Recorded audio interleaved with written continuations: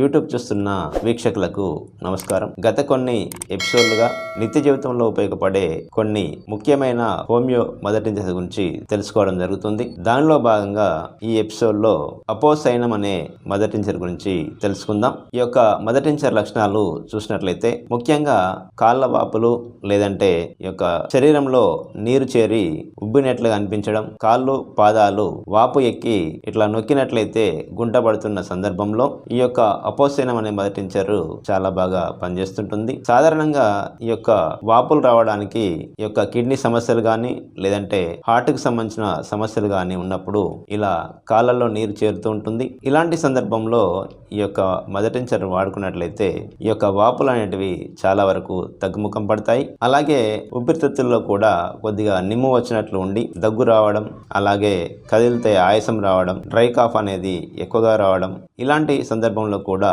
ఈ యొక్క అపోసైనం అనే మదటించర్ చాలా బాగా పనిచేస్తుంటుంది. అలాగే స్టమక్ అనేది బ్లోటింగ్ ఎక్కువగా ఉండి కడుపు ఉబ్బినట్లుగా ఉండడం, తిన్నది సరిగా జీర్ణం కాక నీరు పట్టినట్లుగా అనిపించినప్పుడు కూడా ఈ యొక్క మదటించర్ అనేది చాలా బాగా పనిచేస్తుంటుంది. అలాగే మూత్రం అనేది సరిగా రాక మూత్రం మంట కూడా ఉండి తీవ్రమైన అవస్థకు గురైనప్పుడు కూడా ఈ యొక్క అపోసైనం అనే మదటించర్ చాలా బాగా పనిచేస్తుంటుంది. ముఖ్యంగా ఈ మదటించర్ అనేది శరీరంలో వాపులు వచ్చి అక్కడక్కడ నీరు ఎక్కువగా చేరి ఇబ్బంది పడుతున్నప్పుడు చాలా బాగా పనిచేస్తుంటుంది. ఈ మందును వాడుకునే విధానాన్ని ఒకసారి చూసినట్లయితే ఉదయం ఒక 15 చుక్కలు, సాయంత్రం ఒక 15 చుక్కలు ఒక హాఫ్ కప్పు వాటర్లో వేసుకొని 2-3 వారాల పాటు వాడాల్సి ఉంటుంది. ఎప్పుడైతే సమస్య అనేది తగ్గుముఖం పడుతుందో వెంటనే ఈ మందును ఆపేయాల్సి ఉంటుంది. ఇలా సమస్య తీవ్రతను బట్టి మందును వాడుకోవాల్సి ఉంటుంది. మరి యొక్క ఆరోగ్య సమస్య గురించి వచ్చే ఎపిసోడ్లో తెలుసుకునే ప్రయత్నం చేద్దాం. నమస్కారం.